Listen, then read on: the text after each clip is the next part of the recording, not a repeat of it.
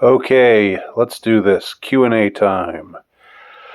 So I've collected your cues, and I'm going to start with somebody who wrote me via email, and I will just presume that this person doesn't want his or her name to be used.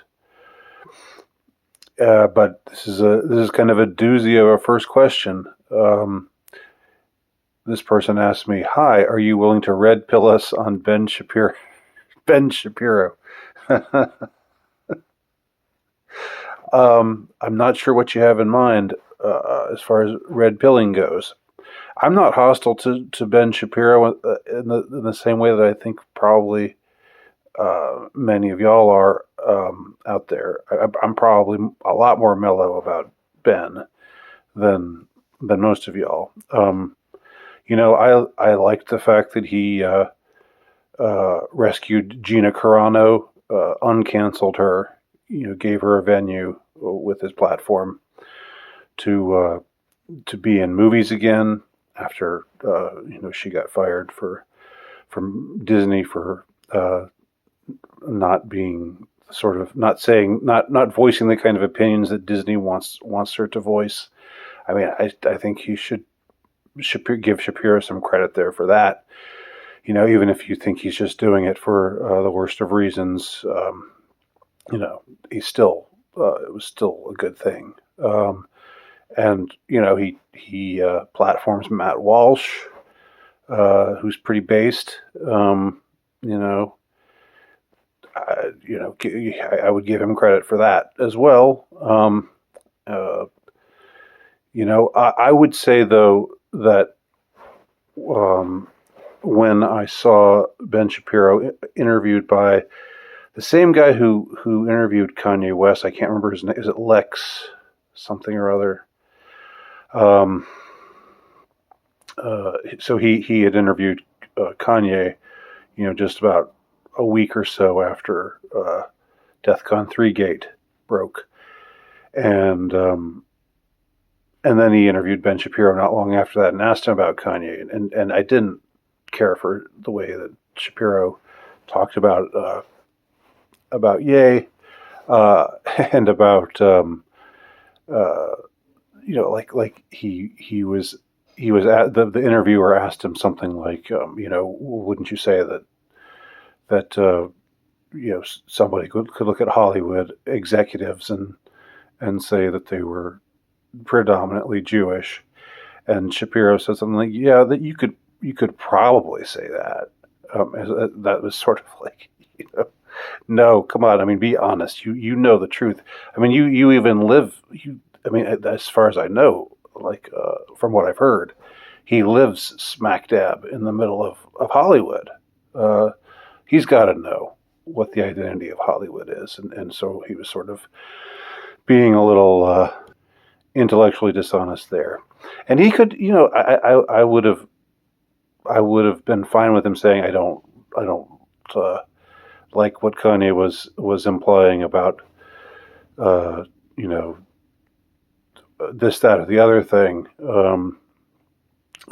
He could have said that in a way, parsed his language in a way that would have not made him seem so weaselly. But I really was, I didn't care for him when I saw that interview.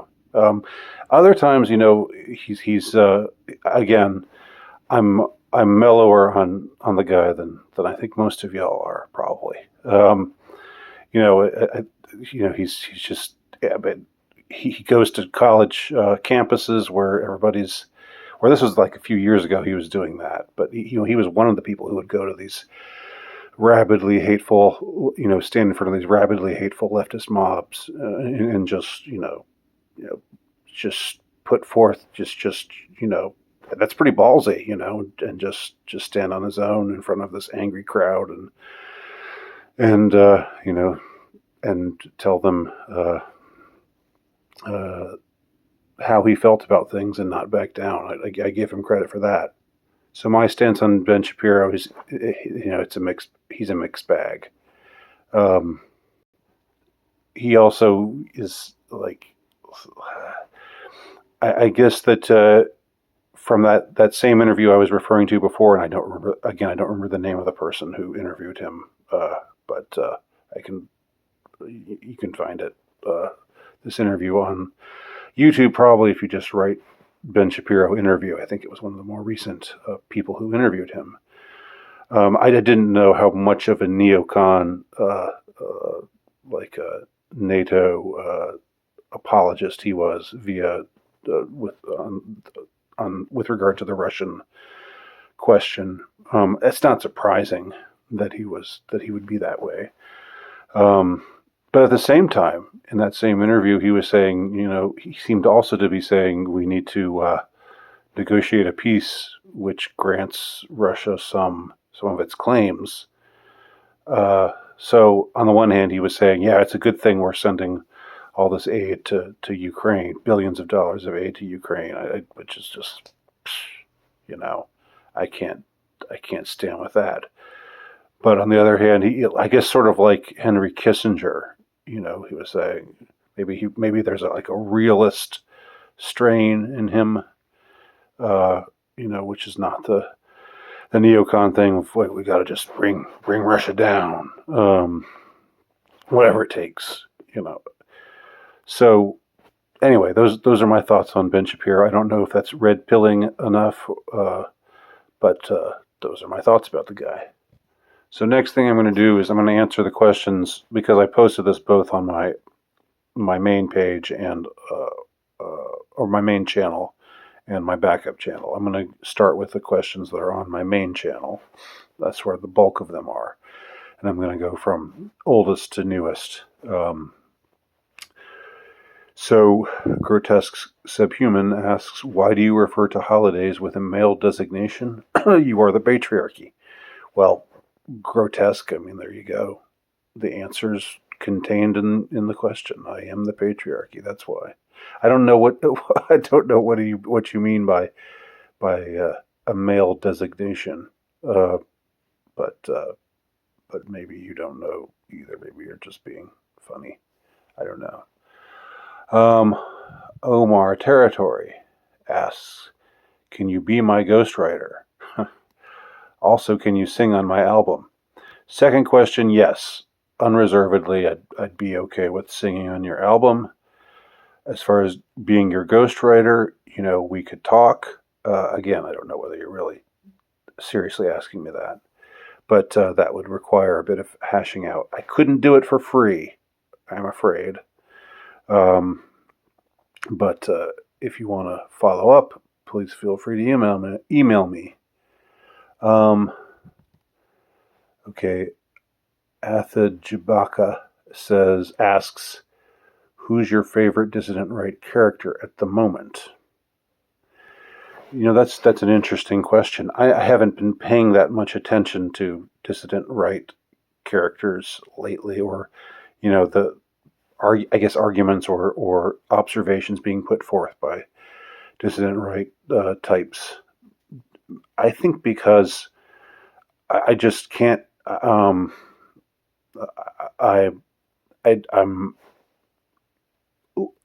in less of a mood to be black-pilled than I ever have been before, and I know I know y'all don't want to hear me rant against black-pilling again. I've probably already become tiresome on that front. I feel like but it is a sort of subjective thing, I will admit. But I'll say it seems to me that 7, 8 years ago, 10 years ago, one could afford to be, or one could be pessimistic and open about one's pessimism, and it wouldn't just make everything seem gloomy and awful. But it seems to me that when you're in the middle of a time where things are just falling apart, as they seem to be right now, as they have seemed to have been doing for the last, I'll say 6 or 7 years or so, when you're in this time of crisis, that's when we can ill afford pessimism.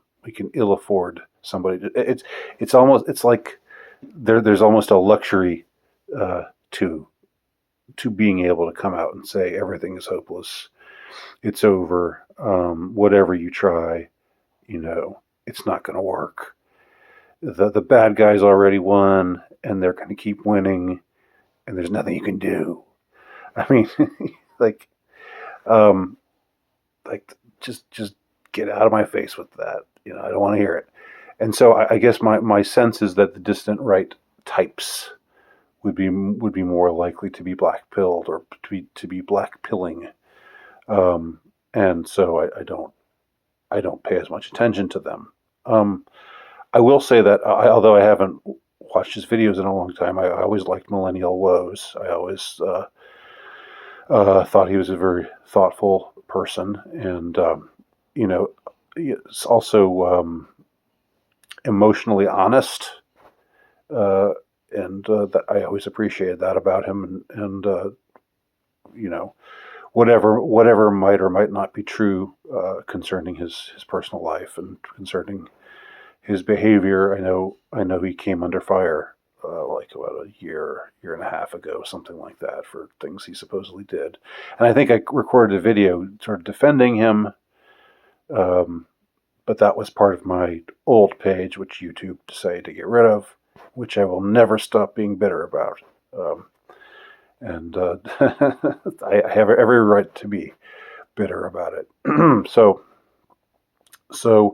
I will say that Morgoth, I've recorded a couple of. He's had me on his podcast a couple of times.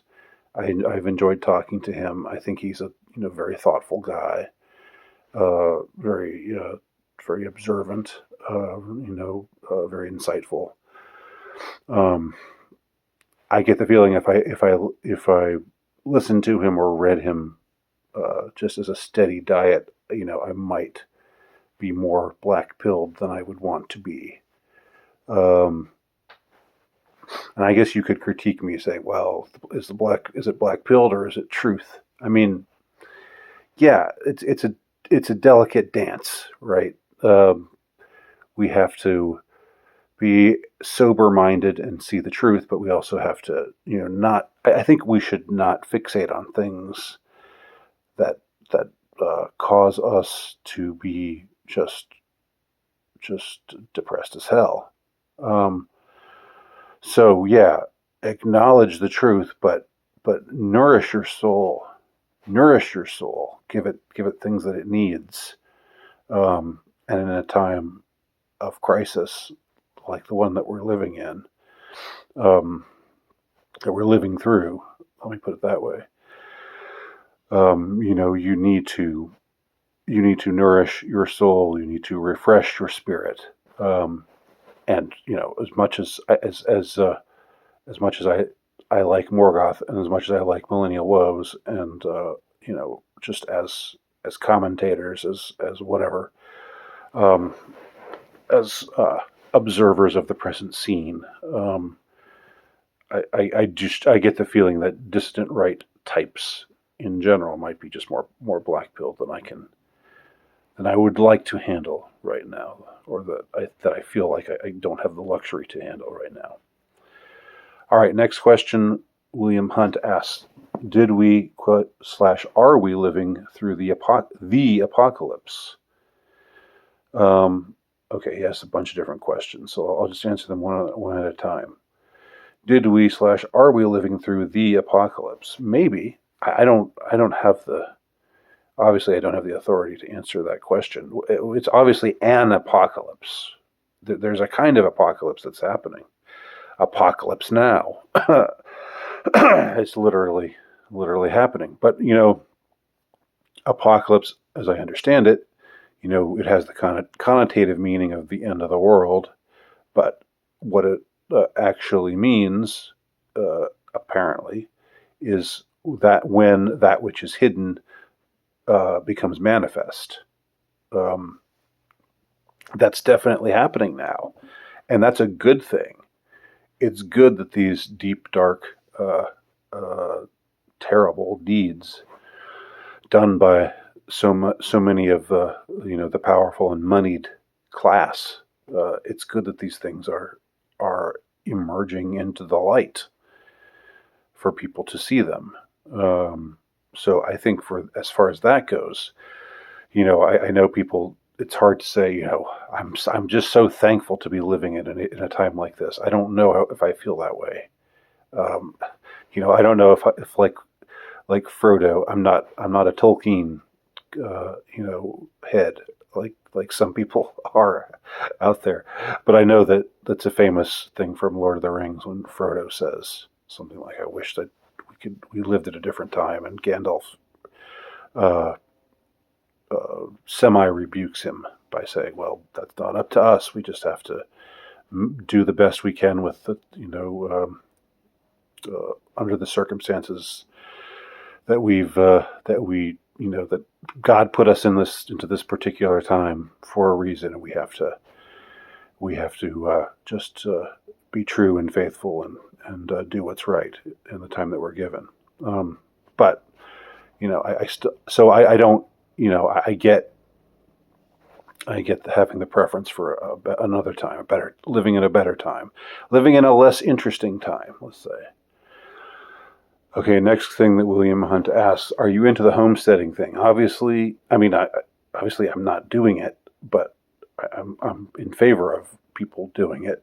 I'm in favor of people breaking away from the machine, from the matrix, what have you, and doing being self-sufficient. I think that's great.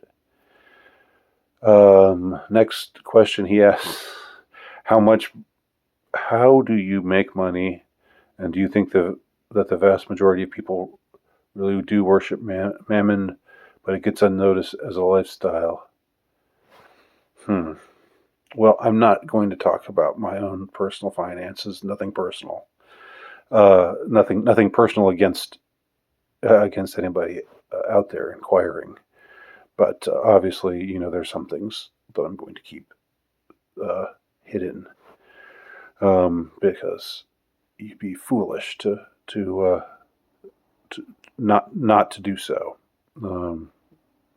just given the circumstances, given who I am, and the fact that I'm a designated thought criminal, even though I'm not a very conspicuous one. I'm definitely on their radar screen. So no, I'm not gonna. I respectfully decline to tell you how I make money. How I make money. But the second part: Do you think that the vast majority of people really do worship mammon, but it gets through unnoticed as lifestyle? Sure, there's a lot of mammon. Sure, there's a lot of there is mammon worship. I don't know if people enjoying things like people being into if being into fancy cars is your thing, and you enjoy it. I don't know if that's mammon worship, or if being into this, that, or the other thing that you know, you can afford. You've been blessed, with the being financially stable, with being wealthy, and you can afford to do this or that or the other. I don't know if enjoyment of those things. I don't want to be. I'm not going to be judgmental about people who just are rich and who just maybe enjoy having fancy cars, or enjoy traveling, enjoy doing enjoy the finest food, or whatever. It's not really about that. It's about being attached to it. I think if you worship mammon, if you serve mammon in the way that Jesus talks about in the gospel, you can't serve God and mammon. Serving mammon isn't just about being rich. It's about having an attachment to the things that wealth brings.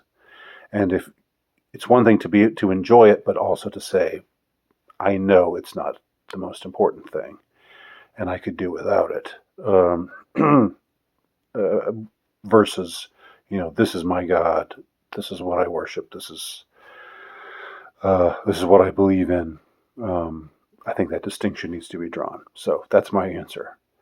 All right. Well, we'll stop Q&A part 1 there, and pick up with the next question on the list whenever. Thanks for watching.